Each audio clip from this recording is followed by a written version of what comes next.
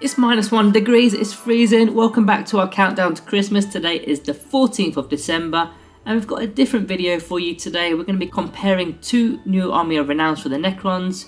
We've got the Annihilation Legion going up against the cult of the Cryptek. We're going to go through the advantages, disadvantages, and I'm going to give you my opinion on which one I would prefer to take if I had to take one.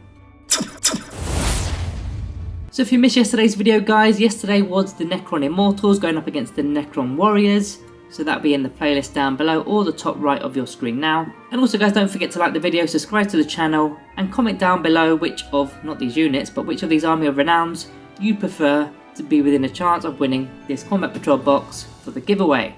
So Army of Renowns, we've got two of them recently, both coming from the White Dwarf magazines. I believe it was issue 481 and 482. So first I'm going to briefly go through the restrictions and benefits of both these Army of Renowns before getting into the actual comparisons. So let's start off with the Annihilation Legion. So you can only include Destroyer Cult units, Flayed ones, and Cryptek Plasmacite units, and all units must be drawn from the same dynasty, and you're going to be losing your command protocols. That's the restrictions. As for the benefits, all units within the army are going to gain the Annihilation Legion keyword. You're going to gain access to a new Warlord trait, relics, as well as stratagems. Your Vanguard detachments are only going to cost 0 CP, because of course there are no troop options within the Army of Renown of the Annihilation Legion. Flayed ones that contain 10 or more models are going to have objectives secured. Hexmark destroyers are HQ, and for each Scorpion Lord or Locust Lord unit in a detachment, one Hexmark destroyer unit can be included in the detachment without taking up a battlefield role. And finally, all of the destroyer cult units within the army gain the Cult of Annihilation ability as well as the Annihilation protocols. Now that Cult of Annihilation ability is, well, first of all, that unit never gains a dynastic code. So if you think about that, the Flayed ones and the Plasmacites aren't Destroyer Cult units, so they still retain their code, but all the Destroyer Cult units will be losing their code. And if you're going up against units that are below full strength, it's a +1 to hit, and if you're going up against units that are below half strength, it's a +1 to wound. So that's the Annihilation Legion, which is the Destroyer Cult Army of Renown if you like. The second one is the Cult of the Cryptek, which is the Cryptek kind of Army of Renown, and their restrictions are as follows. So your army can only include Cryptek, Canoptic, Necron Warriors, and the Convergence of Dominion units, and all units must be drawn from the same dynasty. Benefits are, all the units are going to gain the Cult of the Cryptek keyword, yep, we know that.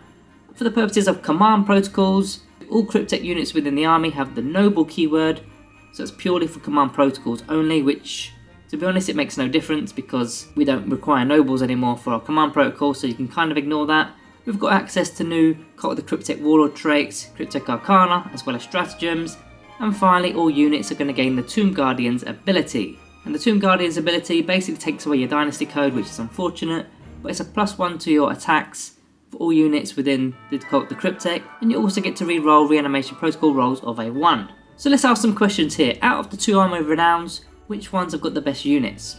For me, I personally think the Cult of the Cryptek got the best units. I can't have a match without having Cryptek models on the board.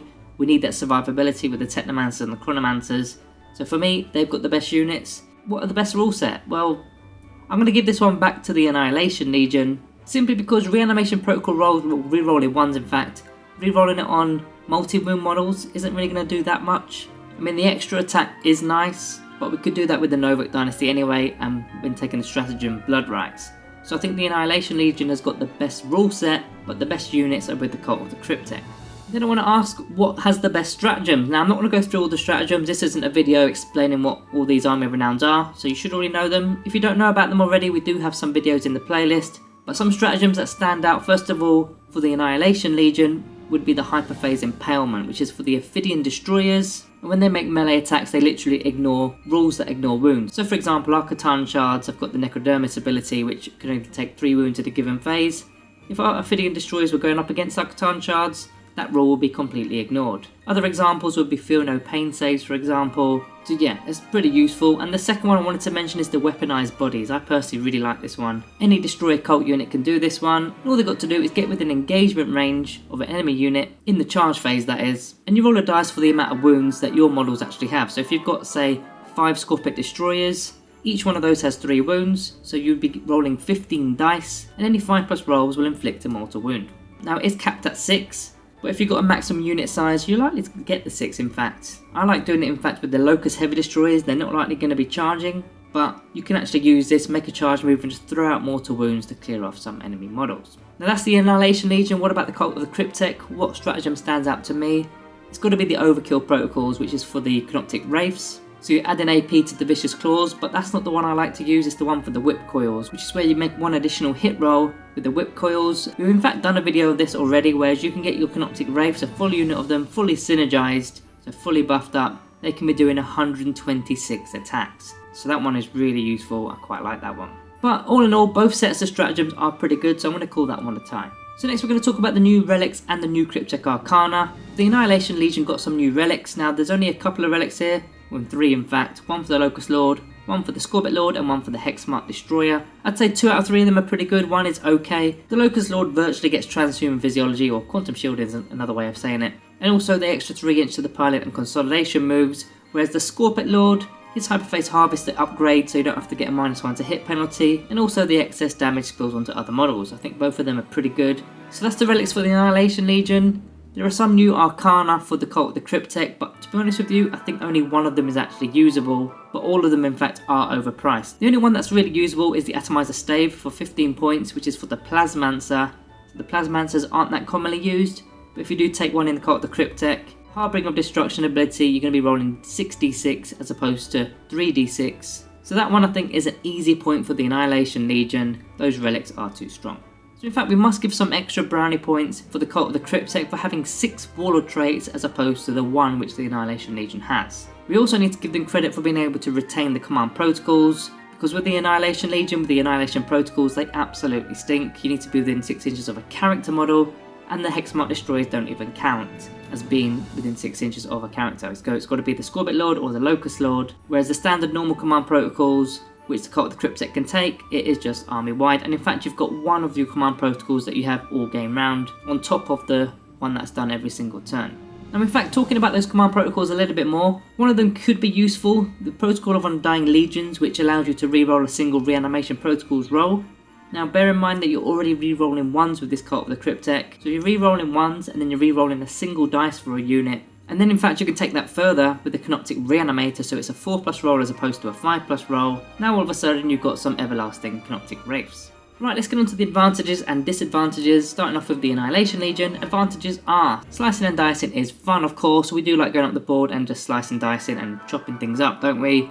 It's not always just about scoring points, we do like to throw out a bit of damage as well. Rerolling 1s to hit is almost army wide, obviously not the Flayed ones and the Cryptek Plasmacytes, but all the Destroy Cult units are rerolling 1s. You've got the Flayed ones and the Plasmacytes get to keep their code, so in particular the Novuk Dynasty or the Nihilak Dynasty, for objectives secured, they're going to be really handy. Next we've got those powerful relics that we spoke about for the Locust Lord and the Scorbit Lord, and we've also got the Hexmark Destroyers have moved to the HQ slots, which of course gives you more space in your elite selections. You've got the Cult of Annihilation ability of course. 10 Flayed ones are going to gain objectives secured. Now you can double down on this in fact if you're taking the Nihilak Dynasty, because in that Dynasty code it says if they've already got objectives secured, they're going to count as 2 models. So if you've got 10 Flayed ones for example, they're going to count as 20 on an objective if you're taking the Nihilak Dynasty. And finally, Vanguard detachments don't cost you any command points.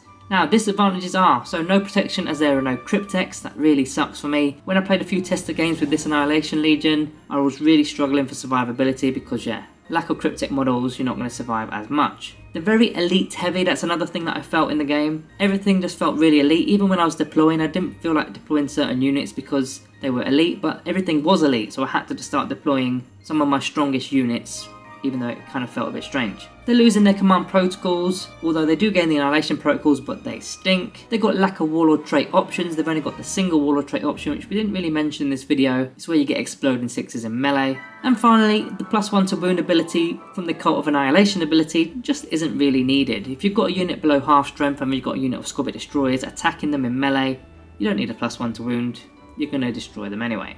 That's the Annihilation Legion. What about the Cult of the Cryptek? Starting with the advantages, well, Crypteks of course. Who doesn't like Cryptek models within their list? The Tomb Guardian's ability, so you're getting an extra attack and rerolling reanimation protocol rolls over 1. They've got much better overall synergy because there's a lot of Cryptek units within our codex. We're retaining command protocols, which is really useful. You can do a lot of different synergy, lots of different tactics and ways of playing with our command protocols. We've got new Arcana, although some of them aren't that great and they are very overpriced. And finally we've got 6 new Warlord traits. Disadvantages, well, warrior attacks. This is something that I've got a bit of a problem with. So if you're playing cult with the Cryptek and using the standard detachments, the patrol detachment, battalion, brigade detachments, then of course you need troops. And the only troop selections we've got available are the Necron warriors, and that's without the ghost arcs as well. The only way to keep them up and running is having a unit of 20 of them, which costs you 260 points per unit. Now you can go cheap, 130 points a unit, but there's only 10 of them, they're going to go down pretty quickly. I see that as a bit of a problem. I'd rather pay the command points and go with a outrider detachment, for example, or maybe even a vanguard detachment, but then of course you're starting the game with very low CP. Especially in the smaller games, incursion games, you're going to be starting with no CP, which means no relics and no warlord traits. Next we've got Necron warriors already reroll 1s for reanimation protocols with their numbers as legion ability, and as for the other units, reanimation protocol rolls on multi-wound models is bad anyway. New Arcana is overpriced and bad, and almost army wide we've got a 4 plus the hit because most of it is canoptic. And finally the convergence of Dominion just stinks. I'm never going to be bringing that thing out, not until they change the rules for it. Right, so we get onto the part of the video where I've got to make a decision. Which of these new Army of Renowns do I prefer and why? I think we already know where this is going. I prefer the cult of the Cryptek, for the Cryptek models in fact. I need either the Technomancers or the Chronomancers within my list, otherwise it's just not very survivable. The way I personally play, I like to get onto objectives and bunker down, try and score points, try and outscore my opponent rather than actually kill my opponent or table them. I don't think Necrons are very equipped to table an opponent, so the second best thing to do is try to be as resilient as possible, and that's where you need your Crypteks. So guys, that is the end of the video today. Let me know down in the comments below which one you would be selecting. Thank you all for watching. I'll see you tomorrow.